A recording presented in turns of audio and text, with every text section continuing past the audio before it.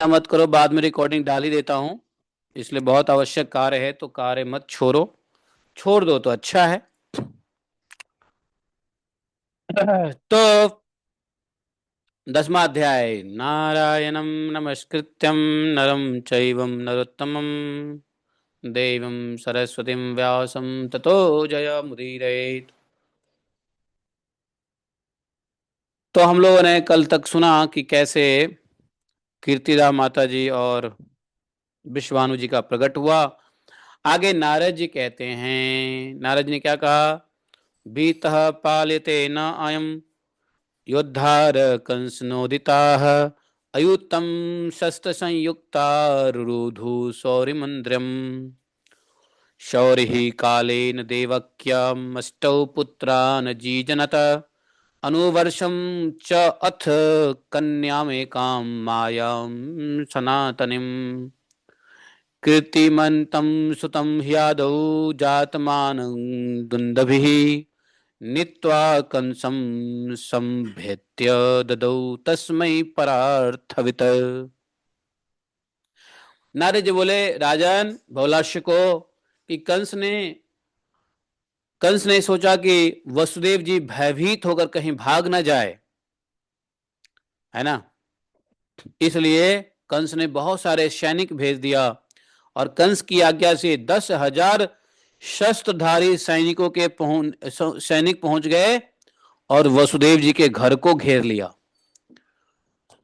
वसुदेव जी को छोड़ तो दिया, देवकी को छोड़ तो दिया, इस विश्वास पे कि पुत्र जन्म होते ही वह कंस को दे देंगे।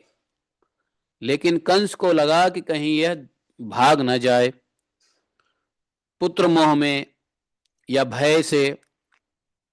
तो इसलिए कंस ने क्या किया, हजारों सैनिक जो है ना वसुदेव जी के घर के आसपास में पहरेदारी में लगा दिया। समझे। वसुदेव जी ने समय जैसे जैसे आगे बढ़ा, यथा समय देवकी के गर्भ से 8 पुत्र उत्पन्न किए। वे क्रमशः 1 वर्ष के बाद होते गए। फिर उन्होंने एक कन्या को भी जन्म दिया जो भगवान की सनातनी माया थी। मतलब 8 पुत्र एक एक वर्ष के बाद होते गए। अभी 9 महीने का तो गर्भ ही होता है, तो एक एक वर्ष के अंतराल में 8 पुत्र जन्म हुए और उन्होंने एक कन्या को जन्म दिया है। और जो क्या थी, सनातनी माया थी। पहले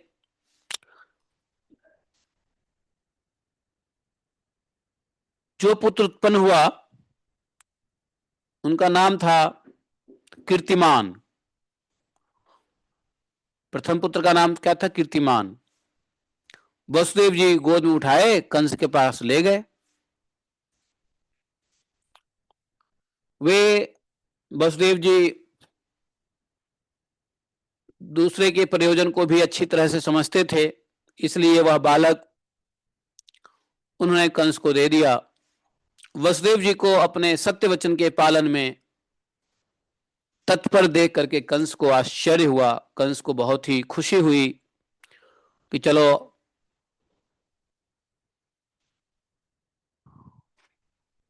साधु पुरुष पे भरोसा भी हुआ संत कंस को कि साधु पुरुष अपनी बात तो कही हुई बातों पे खरे उतरते हैं।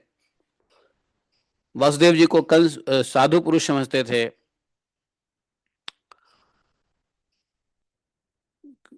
कंस ने सोचा, कंस को दया आ गई। कंस ने दया बस सोचा कि देखो साधु पुरुष भी कितने महान होते हैं, दुख सहते हुए भी अपने वचन को मिथ्या नहीं करने देते हैं।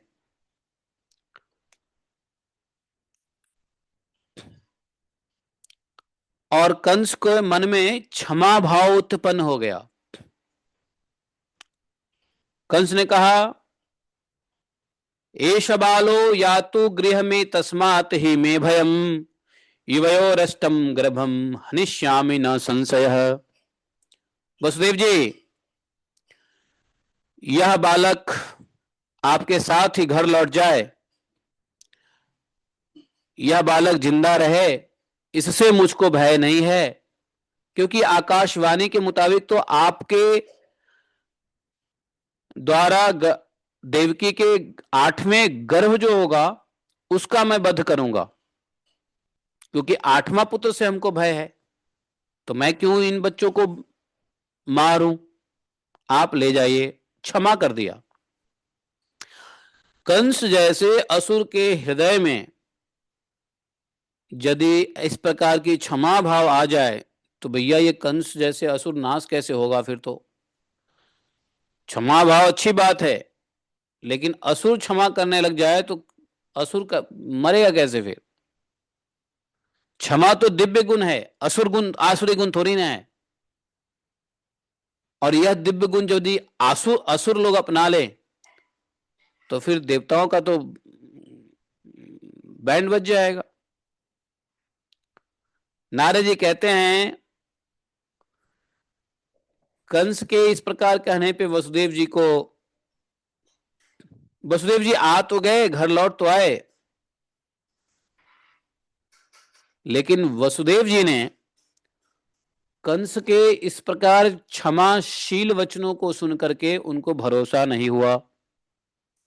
वसुदेव जी जानते थे, वसुदेव जी साधु पुरुष थे, उनको पता है साधु जो होता है ना, जो जो जो जो असुर होता है, आसुरी प्रवृत्ति का होता है, वो कितना भी क्षमा करे लेकिन उसके अंदर में जब आसुरी बुद्धि पैदा होता है ना तो सब भूल जाता है, सारी क्षमा उमा सत्य धर्म निष्ठा भूल जाता है, दोबारा से वो मार सकता है। देवकी के साथ देखो, पहले देवकी से कितना प्रेम करता था, मारने के लिए तैयार हो गया, तो क्या पता कि इस जो पुत्र को क्षमा कर रहा है कल उस पुत्र को नहीं मारेगा। तो ये तो जानते थे वसुदेव जी। वसुदेव जी को बड़ी खुशी नहीं हुई। वसुदेव जी ने कंस की बातों के ऊपर को बिल्कुल सत्य नहीं माना। असुर लोगों की बात सत्य होती ही नहीं है, विश्वास करने जैसी होती ही नहीं आसुरी लोगों की बात। नारद जी कहते हैं राजन, ये सब मैं देख रहा था आकाश में खड़े खड़े। मैं आकाश से नीचे उतरा और मैं कंस के पास गया। कंस ने मुझे मस्तक झुकाकर मेरा स्वागत किया, प्रणाम किया और मुझसे देवताओं का अभिप्राय पूछा कि आप बताइए देवता लोग क्या करना चाहते हैं, क्या कर रहे हैं, देवता क्या सोच रहे हैं। तो बोले कि मैंने कंस को जो उत्तर दिया वो सुनो। मैंने क्या कहा कंस को? मैंने कहा, अर्थात नारद जी ने कहा, नंद आदि गोप वसु के अवतार हैं। ये नंद लोग जो है ना सब वसु हैं, वसु। और वृषभानु आदि देवताओं के अवतार हैं। हे कंस, और इस ब्रजभूमि में जो गोपियां हैं ना वो सब वेदों की ऋचाएं हैं। वेद में जितने छंद हैं, श्लोक हैं, ऋचाएं हैं, मंत्र हैं, वो सब मूर्तिमान होकर के सभी गोपियां निवास करती है। और सुनो, मथुरा में वसुदेव आदि जो वृष्णि वंशी हैं वे सब के सब मूलतः देवता ही हैं। तुम देवता की बात पूछ रहे हो, तुम सोच रहे हो देवता ने क्या प्लान कर रहे हैं, देवता क्या चाहते हैं। तो सुनो, ये मथुरा में सब देवता ही हैं। और देव की ये जो स्त्रियां हैं ये सब देवांगनाएं हैं जो तुम बहन समझ रहे हो।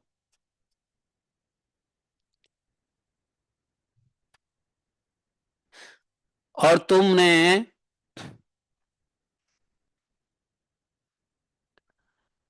जो वसुदेव जी के पुत्र को छोड़ दिया है, तुमको पता है कि 8वां पुत्र क्या होता है? अरे 7 बार गिन लेने पर सभी अंक 8 हो जाते हैं।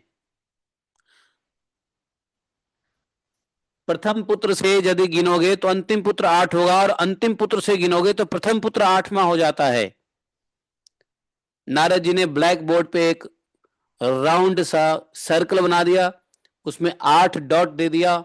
8 डॉट में कहा कि अब तुम बताओ यहां से गिनो 8वां कौन सा है। ये 8वां है। अच्छा यहां से गिनो आठवां कौन सा है, ये आठवां है। तो तुम गधे हो क्या, तुमको क्या पता कौन सा आठवां है?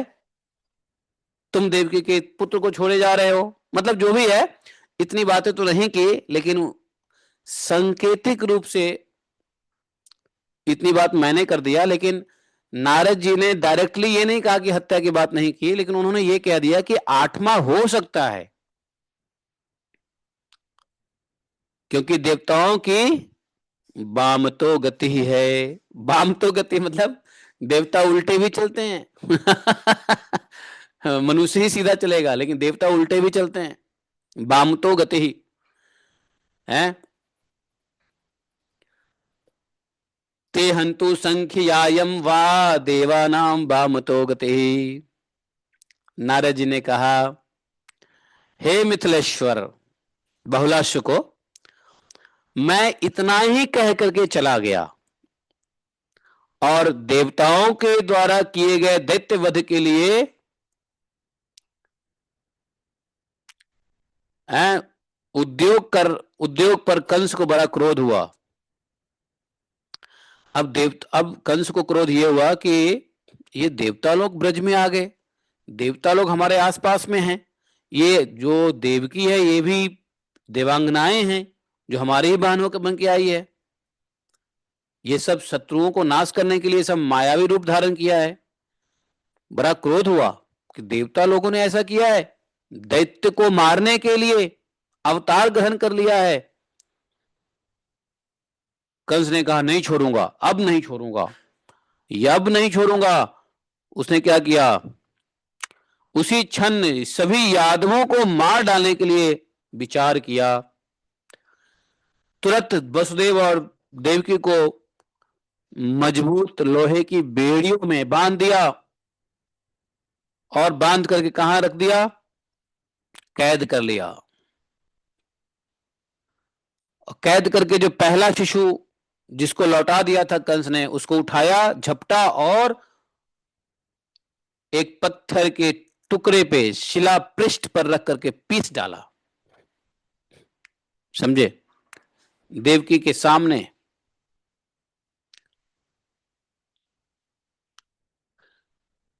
जानते हो, नारद जी कह रहे हैं कि कंस को अपने पूर्व जन्म के घटनाओं का स्मरण था। जाति अस्मरो विष्णु भयात जातम जातम जघान इति दुष्ट विभावाच भूमौ भूतम ही संशयम। पता था उसको पूर्व जन्म के घटनाओं का, कि विष्णु के भय से अपने दुष्ट स्वभाव के कारण भी उसने इस भूतल पर प्रकट हुए देवकी के प्रत्येक बालक को जन्म लेते ही मार डाला। तो उसको स्मरण था कि विष्णु किस प्रकार से छलिया है, विष्णु किस प्रकार से आ जाते हैं नाश करने के लिए। सोचा कि नहीं नहीं नहीं, इसके तो एक भी बालक को नहीं छोड़ूंगा, जन्म लेते सही। ऐसा करने में थोड़ा सा भी वो हिचकिचाया नहीं, क्योंकि उसको अपना दैत्यपंदी जग गया। जानते हो, जो दैत्य स्वभाव है, दैत्य कुल में उत्पन्न हुए हैं, जब तक वो भगवान के शरण में ना आ जाएं तब तक भरोसे के लायक नहीं है।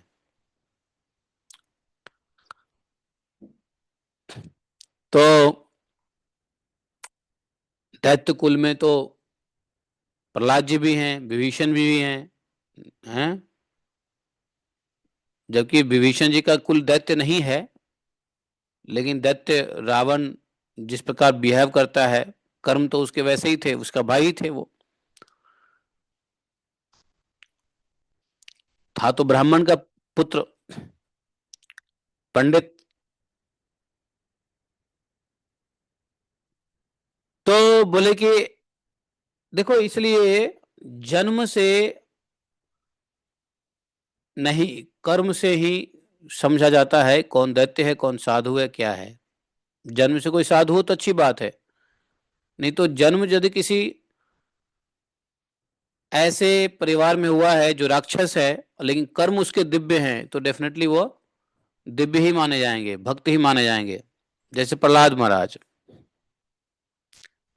जैसे हिडिंबा का पुत्र, क्या नाम था उसका,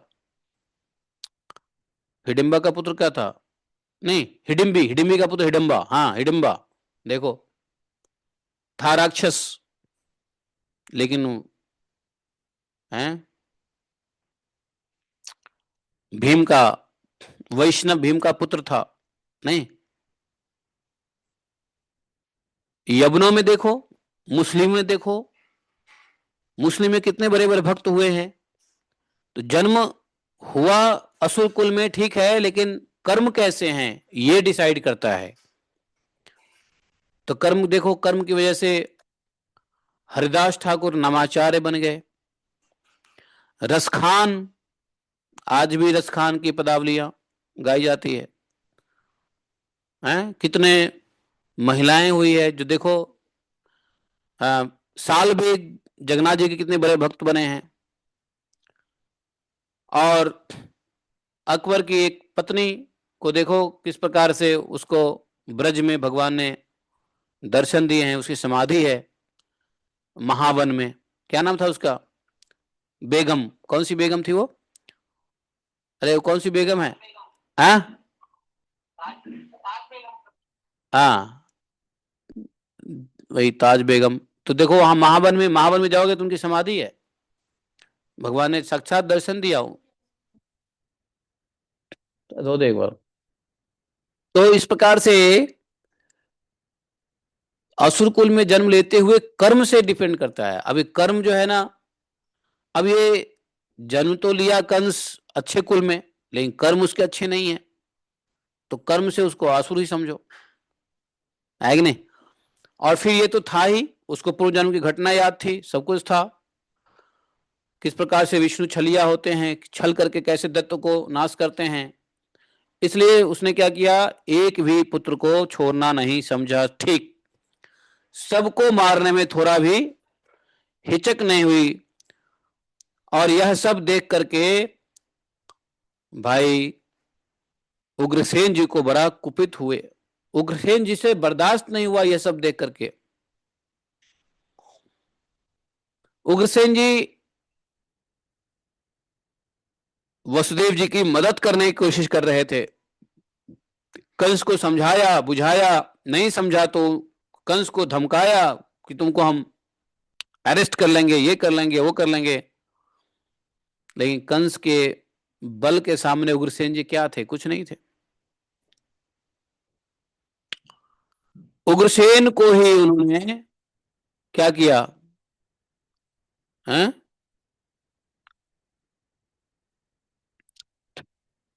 पूरी यादव वीर कंस के विरुद्ध आवाज उठाया। उग्रसेन के पीछे सब कंस के विरुद्ध खड़ा हो गया। जो उग्रसेन के पक्ष में थे सब कंस से युद्ध करने के लिए तैयार हो गए।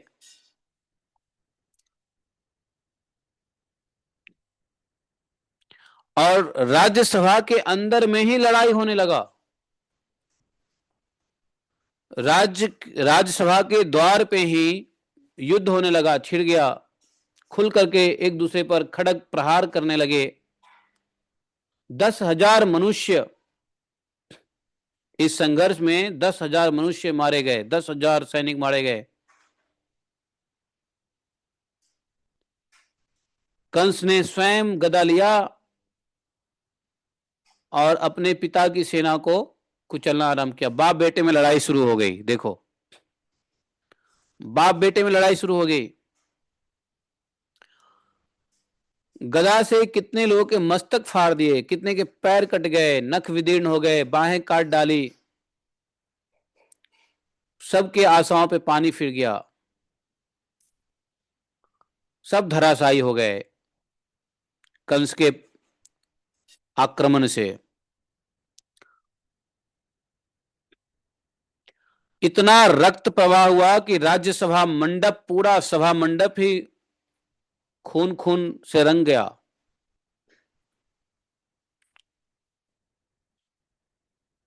कंस कुपित होकर के अपने पिता के पक्ष से जितने भी सैनिक आए सबको मार करके अपने पिता को कैद कर लिया, राज सिंहासन से उतार दिया और पाशों से बांध दिया,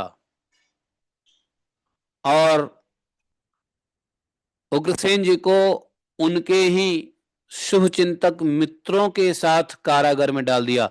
जो लोग उग्रसेन जी के फेवर में बोलते थे, कंस के अगेंस्ट बोलता था, उनको जेल में डाल दिया था। उन्हीं के बीच में उग्रसेन जी को भी कारागार में डाल दिया, अपने पिता को। उग्रसेन जी के पिता, एक्चुअली कंस उग्रसेन जी के पुत्र है ही नहीं, है कि नहीं? और स्वयं राज्य सिंहासन पे बैठ गया, राज्य का शासन करने लगा। ये सब कहां हो रहा है? ये सब हो रहा है हम जहां बैठे हैं वहां से 22 किलोमीटर दूर मथुरा, मथुरा नगरी में ये सब कांड हुआ है कि नहीं? और उसने स्वयं शासन करने लगा, देवकी के 8वें गर्भ का इंतजार करने लगा।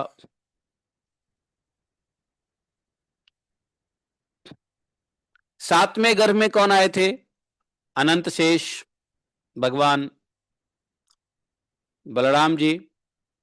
योग माया ने देवकी के उस गर्भ को कहां दे दिया? खींच करके रोहिणी के कुक्षी में। कुक्षी कहते कोख को, कोख कहते हैं कोख, कोख सुना तो कोख को संस्कृत में कुक्षी कहते हैं। कुक्षी में स्थापित कर दिया, जैसा भगवान ने माया देवी को कहा भी था करने के लिए पहले से ही।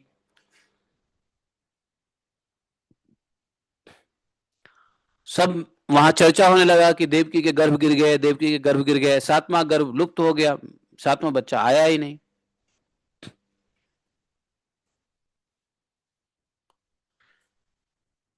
और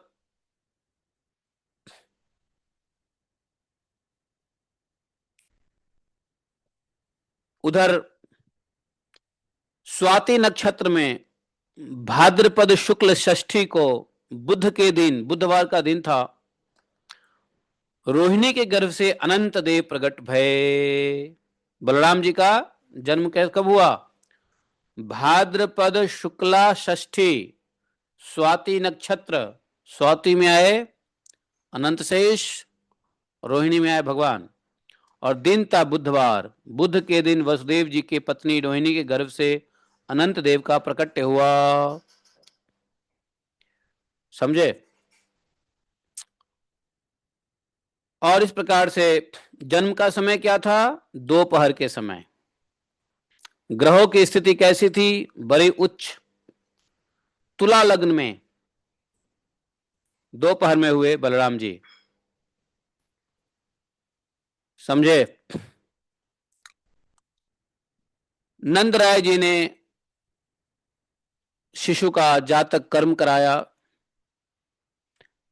गायें दान दिए, खूब हैं संगीत बजे, महान मंगल उत्सव हुआ। व्यास देव जी भी आए, बृहस्पति, वशिष्ठ, देवराज, देवल, नारद सब आए। सब नंद जी के दिए हुए, नंद जी से पूजा स्वीकार किया, उपहार स्वीकार किया, सब प्रसन्न हुए। नारद जी ने पूछा, महर्षियों यह सुंदर बालक कौन है जिसके समान दूसरा कोई देखने में नहीं आता? इसका जन्म 5 ही दिन में कैसे हुआ, यह मुझे बताइए। उस सभा में जब ऋषि लोग आए तो नारद जी भी थे, तो नारद जी ने पूछा सभी ऋषियों से कि ये सुंदर बालक कौन है और 5 दिन में इसका जन्म कैसे हो गया? व्यास देव जी ने कहा, तो जब योग माया ने देवकी के 7वें गर्भ को निकाल के जब रोहिणी के गर्भ में स्थापित किया, कुक्ष में, कोख में स्थापित किया, तो 5 दिन के बाद ही जन्म हो गया। इससे पहले कहां रहे थे? देवकी के गर्भ में। तो यही व्यास देव जी बोले, ओ भाग्यम तू ते नंद शिशु शेष सनातन देवक्याम वासुदेवस्य जातो अयम मथुरापुरे। नंद, तुम्हारा तो सौभाग्य अद्भुत है। इस शिशु के रूप में साक्षात सनातन देवता शेष नाग पधारे हैं। पहले वो मथुरापुरी में वसुदेव जी से देवकी के गर्भ में इनका आविर्भाव हुआ और फिर भगवान श्री कृष्ण की इच्छा से इनका देवकी के पेट से कल्याणमयी रोहिणी के पेट में आगमन हुआ। नंदराय जी, ये योगियों के लिए भी दुर्लभ है, किंतु तुम्हें इनका प्रत्यक्ष दर्शन हुआ है। मैं महामुनि वेद व्यास इनके दर्शन के लिए ही यहां आया हूं, अतः तुम शिशु रूपधारी इस परात्पर देवता का हम सबको दर्शन कराओ। तो व्यास देव जी, धवल, देवरात, देवल, वशिष्ठ, बृहस्पति सब आए थे दर्शन करने के लिए। किसके दर्शन करने के लिए? अनंत शेष भगवान के दर्शन करने के लिए। तो उन्होंने कहा कि दर्शन कराओ। तस्मात् तम दर्शयास्माकं शिशु रूपम परात् तद दर्शनार्थम प्राप्तो हम वेद व्यासो महामुनि। नारद जी कहते हैं, राजन, अच्छा ये कहानी कौन कह रहे हैं? नारद जी स्वयं कह रहे हैं बहुलाश्व को, कि मैंने ही पूछा था, मैं भी था वहां। बहुलाश्व जी, उसके बाद नंद को बड़ा आश्चर्य हुआ और उन्होंने शिशु रूपधारी शेष जी का दर्शन कराया हम लोगों को। शेष जी पालने में लेटे हुए थे और सत्यवती नंदन ने उन्हें प्रणाम किया। सत्यवती नंदन कौन? व्यासदेव जी ने प्रणाम किया और व्यासदेव जी ने भगवान बलराम जी का स्तुति किया दर्शन करते ही। क्या व्यासदेव जी ने स्तुति किया? सुनो, बहुत बढ़िया स्तुति है। देवादिदेव भगवान काम पाल नमस्तुते, नमो अनंताय शेषाय साक्षाद्रामाय ते नमः, धराधराय पूर्णाय स्वधाम्ने शिरपाणये, सहस्र शीर्षे नित्यं नमः संकर्षणाय ते। रेवतीरमन्तं वै बलदेवो अच्युताग्रजः, हलायुध प्रलम्बग्नः पाहि मां पुरुषोत्तम, बलाय बलभद्राय तालंगाय नमो नमः, नीलांबराय गौराय रोहिण्याय नमो नमः। जानते हो, ये प्रार्थना आज भी जब आप बलदेव जी के यहाँ जाएंगे ना, बलदेव जी वहां पे बलदेव 84 कोस में आता है ना, बलदेव गांव, दाऊ जी जहां है, मंदिर है, वहां पर पूर्व साइड के गेट पे यही प्रार्थना लिखा हुआ है। मैं जब भी जाता हूं तो ये प्रार्थना वहां लिखा हुआ मिलता है। तो अब समझ में आया, वो गर्ग पुराण से ही लिखा हुआ था, गर्ग संहिता से लिखा हुआ था वो। तो वहां ये लिखा हुआ है, बलाय बलभद्राय तालांकाय नमो नमः, नीलांबराय गौराय रोहिण्याय ते नमः। तो उन्होंने बड़ा अच्छा से प्रार्थना किया है। जन्म के समय ही उन्होंने कह दिया, कालिंदी भेद नोसी तुम हस्तिनापुर कर्षकः, मतलब आप यमुना की धारा को मोड़ने वाले और हस्तिनापुर को गंगा की ओर खींचने वाले आप ही हैं। बताओ, अभी लीला हुई नहीं, बलराम जी की लीला हुई नहीं, बलराम जी का जन्म ही हुआ है। व्यास देव जी पहले ही बोल दिए। और व्यास देव जी हैं कौन? भगवान ही हैं। तो भगवान आते हैं, भगवान जन्म लेते हैं, सारी कथा पहले ही व्यास देव जी ने लिख दिया। भगवान जो बोलेंगे गीता युद्ध के मैदान में, वो व्यास देव जी ने पहले लिख दिया। तो भगवान को ही लीला करना है, तो भगवान ही अपनी लीला क्यों नहीं लिख सकते हैं भाई? हैं, भगवान से कौन सी अनर्थ हो जाएगा? पहले लीला लिख दिए तो लीला करने वाले भगवान ही है। जैसे कोई व्यक्ति ड्रामा लिखे और ड्रामा में कहे कि मैं ही डायरेक्टर हूं और मैं ही उसमें हीरो भी हूं, मैं ऐसे करूंगा। ऐसे बहुत सारी फिल्में बनी हैं जिसमें डायरेक्टर ही हीरो बना है कि नहीं है? तो कहने का मतलब यह है कि इस सब में हीरो ही भगवान है, कृष्ण है, और इसके स्क्रिप्ट राइटर भी भगवान ही है। तो स्क्रिप्ट राइटर के रूप में कौन है? व्यास देव जी। तो ये सब कोई बड़ी बात नहीं है, ये सब भगवान की महिमा समझो, भगवान की दिव्य लीला समझो। इसमें कोई इफ नहीं, कोई बट नहीं, कोई आश्चर्य नहीं। सिर्फ आनंद ही आनंद लो, आश्चर्य भी मत करो, आनंद ही आनंद लो। वाह। उन्होंने कह दिया कि आप क्या हैं, जय जय अच्युत देव परात्पर स्वयं अनंत दिगंत सुत, आप ही अच्युत हैं, आप ही च्युत न होने वाले परात्पर देवता साक्षात अनंत है, आपकी जय हो जय हो। आप ही संकर्षण हैं, हैं, आप ही हलधर है, मुसलधारी है, बलवान है, फनिंद्रों में श्रेष्ठ हैं, मुनिंद्रों में श्रेष्ठ है, सुरेंद्र हैं, आप ही सुरेंद्र है, मुनिंद्र है, फनिंद्र है। सुरमनिंद्र फनिंद्र वरायते मुसलिने वलिने हलिने नमः। है तो हे सुरेंद्र, हे मुनेन्द्र, हे फनेन्द्र, है ना, हे हलधर, हे मुसलाधारी, हे मुसलधारी, हे बलवन, हे बलवन, आपको नमस्कार है। तो भगवान स्वयं अपने ही अंश अवतार का वर्णन प्रार्थना भी कर रहे हैं। अच्छा, यहां लिखा हुआ है कि जो जगत में सदा इस स्तवन का पाठ करेगा वह श्री हरि के परम पद को प्राप्त करेगा, संसार में शत्रुओं का संहार करने वाला संपूर्ण बल प्राप्त होगा, सदा जय होगी और वह प्रचुर धन का स्वामी होगा।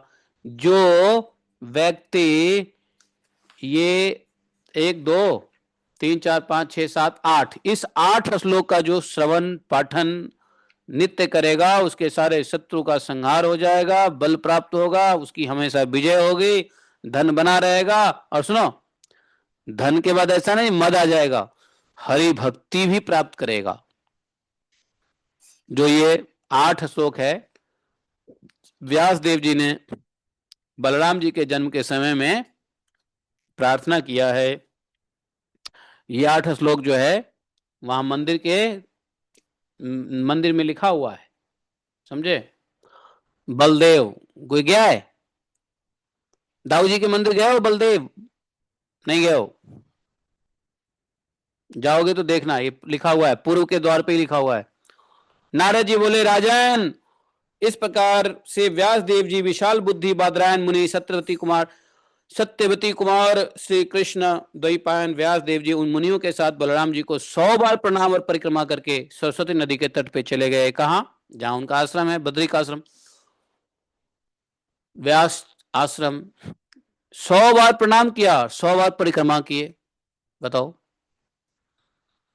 यहाँ पे बलभद्र जन्म का हम लोगों ने इतना डिटेल में सुना। इति श्रीमद् गर्ग संहितायां गोलोकखंडे श्री नारद बहुलस्व संवादे बलभद्र जन्म वर्णनम नाम 10वां अध्याय। बोलो दाऊ भैया की जय। तो भगवान के भाई, बड़े भाई दाऊ भैया बलदेव भाई जी का जन्म, बलभद्र जन्म वर्णन यहीं पे समाप्त करते हैं। और 11वां चैप्टर कल हम लोग श्रवण करेंगे, जिसमें देवकी वसुदेव जी के हृदय में भगवान का आवेश होता है, देवताओं के द्वारा भगवान का प्रार्थना होता है। आविर्भाव समय हो गया, तो कल भगवान का जन्म होगा, आज भगवान के भाई का जन्म हो गया, बलराम जी का जन्म हुआ। बोलो बलदेव भैया की जय, कृष्ण कन्हैया के भैया की जय। ठीक है, तो भगवान की ऐसे ही लीला हमें हम लोग धीरे धीरे प्रवेश कर रहे हैं। कल तो जन्म हो ही जाएगा। भगवान श्री कृष्ण का जन्म कल ही होने वाला है ना। हाँ, अरे कल बड़ा लंबा चैप्टर है भाई। और परसों 12वें अध्याय में होगा जन्म उत्सव। ठीक है, अब हम लोगों को थ्रिल होना चाहिए कि अब हम लोग कृष्ण लीला में प्रवेश कर चुके हैं। नहीं, नहीं होना चाहिए। और बड़े निटी ग्रिटी, बड़ा स्पष्ट तरीके से गर्ग संहिता में लिखा हुआ है। गर्ग संहिता भी अपने आप में भगवत प्रेम दिलाने वाली ग्रंथ है। ऐसे श्रीमन महर्षि गर्गाचार्य प्रणीत गर्ग संहिता की जय। जय जय श्री राधे श्याम श्री नारायण। ठीक है, हरे कृष्णा।